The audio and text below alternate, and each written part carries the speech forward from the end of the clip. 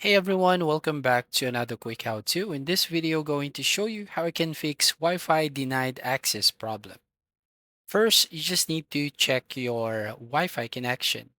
So go to your Wi-Fi settings, so right here, or you can go on the settings and then select on Wi-Fi, then go to Wi-Fi settings. So from here, you'll be able to see the settings on your internet provider. You can basically select on it and then you will find here some details and you will see if it actually connected.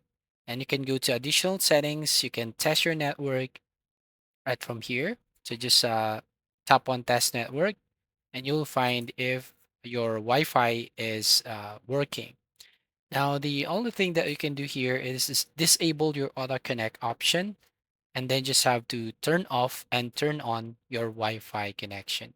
And it should be fixed the issue. But if the problem persists, let's go to another method. First up, disconnect your Wi-Fi connection here. Then enable your data connection. Settings. Then update your software. Right here, go to About Phone. Make sure that your phone is updated. So just tap on Check for Updates to get the latest update on your mobile phone. And then once done, just have to restart or reboot your phone. Next, go to Google Play Store and then here search for Google Chrome. Make sure here that your Chrome is updated. So if an update button shows up here, just need to tap on update and basically just have to wait until it's done updating your Google Chrome.